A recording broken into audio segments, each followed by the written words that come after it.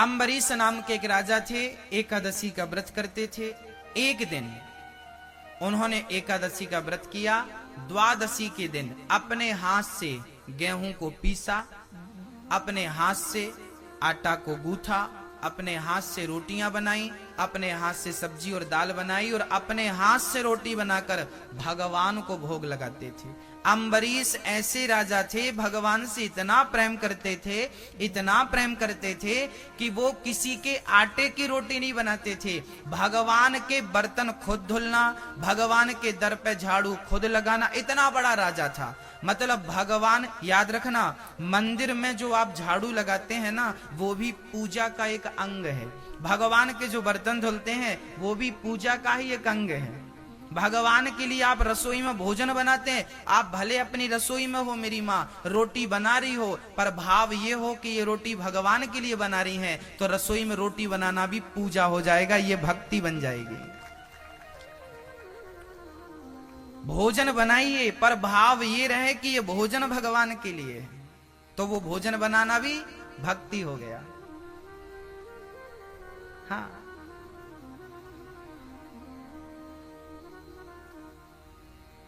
आप जुड़े रहिए, कहीं भी रहिए, पर गोविंद से जुड़ करके रहिए, आनंद होगा भक्तों।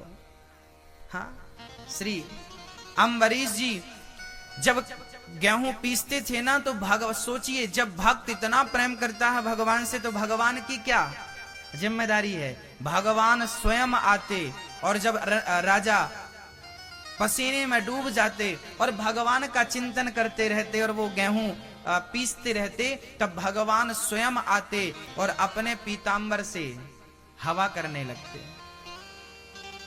किसे हवा करते? अम्बरीश को। अम्बरीशो महाभागा सप्त द्वीपवती मही। अम्बरीश को भगवान अपने पीतांबर से हवा करते थे। आहा, एक दिन अम्बरीश ने देखा कि हवा कहां से आ रही है। आंख बंद करके वो करते थे सारा काम, चिंतन में डूब के। आंख खोला तो भगवान बैठे, चरणों में गिर पड़े, प्रभु मुझ पापी को आपने और पापी कर दिया, आप मेरी सेवा कर रहे हैं, मैं नरक जाऊंगा प्रभु। तब भगवान ने हृदय से लगाया, अम्बरीश आप मुझसे इतना प्रेम करते हैं, मेरा तो बैकुंठ में जी नहीं लगता, बार बार आपके पास आने का मन करता है, इसलिए मैं आपका दर्शन करने चला आता हूँ। जब आप भगवान से प्रेम करेंगे तो वो भी आपसे प्रेम करेंगे। अहम भक्त पराधीना यस्वतंत्रिवद्वजा। भगवान भक्तों के अधीन होते हैं मेरी माँ। भगवान स्वतंत्र नहीं है। नारद जी भी कहते ना, भगवान नारद जी ने कहा परम स्वतंत्र न सिर पर कोई, पर नारद जी की बात बिल्कुल गलत थी। नारद जी कह रहे हैं आप स्वतंत्र हो, पर भगवान से पूछा गया कि प्रभु क्या आप स्वतंत्र हैं? तो भगवान ने कहा नहीं नहीं, मैं स्वतंत्र नहीं हूं, मैं तो भक्तों के अधीन हूं। अहम भक्त पराधीना, मैं भक्तों के वश में हूं। अरे वश में नहीं होते तो जगत को नचाने वाला भगवान गोपियों के सारे पे नाच रहा है। गोपियां कहती हैं छाछ पिलाएंगी, जरा नाच को दिखाओ। ताही अहीर की छोहरियां छछियां भरी छाछ पे नाच नचावे। जगत को नचाने वाला अखिल ब्रह्मांड नायक आज किसके कहने पे नाच रहा है? गोपियों के कहने पे नाच रहा है। वो किसके लिए नाच रहा है? बोले छाछ के लिए नाच रहा है। छाछ, मही, मट्ठा।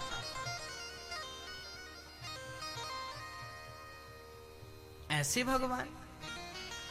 तो दो पहलू आप देखिए, एक ये था कि भगवान को लात मारा भृगु जी ने तो भगवान सहन कर लिया, और दूसरी तरफ अम्बरीश एक दिन एकादशी द्वादशी को ब्राह्मणों को भोजन करा रहे थे कि तभी दुर्वासा जी आ गए। दुर्वासा जी ने कहा मैं भी भोजन करूंगा। अम्बरीश बोले आइए, पर दुर्वासा जी स्नान करने गए, उनको टाइम लग गया और उस दिन तिथि की हानि थी, त्रयोदशी लगने वाली थी। कभी कभी तिथि की हानि हो जाती है, एकादशी के बाद सीधे त्रयोदशी आ जाती है, द्वादशी खत्म हो जाती है, 5-10 मिनट की रह जाती है, तिथि की हानि बोलते हैं उसको। उस दिन भी हानि थी, त्रयोदशी लगने के लिए केवल 5 मिनट बचे थे, और एकादशी का नियम है कि द्वादशी को पारण हो जाना चाहिए,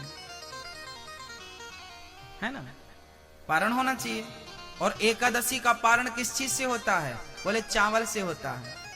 एकादशी आपने रखी है तो द्वादशी को चावल खा के ही व्रत को तोड़ना चाहिए। अब अम्बरीश ने देखा कि संत जी को भोजन कराना है, पर आने में देर लग गई। तब अम्बरीश ने भगवान शालिग्राम जी का चरणामृत पी लिया कि पारण कर दूं। उन्होंने चरणामृत पीकर पारण किया। दुर्वासा जी ने कहा, मेरे आए बिना तुमने भोजन कर लिया। अपनी एक जटा उखाड़ी और पटक दी। एक राक्षसी पैदा भई और वो राक्षसी अम्बरीश को मारने चल पड़ी। पर अम्बरीश की रक्षा में स्वयं भगवान ने अपने सुदर्शन को नियुक्त कर रखा था। सुदर्शन ने जला दिया कृत्या को। अब अम्बरीश की रक्षा के लिए सुदर्शन दुर्वासा को मारने बढ़े। अब दुर्वासा जी चिल्ला रहे हैं, शंकर जी बचाओ। शंकर जी बोले, हमसे पंगा लिया होता तो बचा लेते, भगवान नारायण के सुदर्शन से कौन बचाए। ब्रह्मा जी बचाओ। ब्रह्मा ने कहा, आना मत यहां। तब नारायण की शरण में गए दौड़े दौड़े दुर्वासा जी, हे प्रभु मेरी रक्षा कीजिए, मेरी रक्षा कीजिए। भगवान बोले, क्या हुआ। बोले, आपका सुदर्शन पीछा कर रहा, मुझे मार डालेगा। भगवान बोले कि देखो दुर्वासा जी, यदि आपने हमारा कुछ बिगाड़ा होता तो हम आपको निश्चित माफ कर देते, पर आपने बिगाड़ा किसका है। हमारे भक्त का बिगाड़ा है। उस भक्त का बिगाड़ा है जो हमें बहुत प्रेम करता है, इसलिए सुदर्शन को मैं नहीं रोक सकता। तो बोले, कौन रोकेगा। बोले, मेरा भक्त कह देगा कि सुदर्शन रुक जाओ तो ये सुदर्शन रुक जाएगा, मेरे कहने से नहीं रुकेगा भी। तब ये भागवत में लिखा है, ये भागवत की चर्चाएं हैं, नवमें स्कंद की चर्चाएं हैं।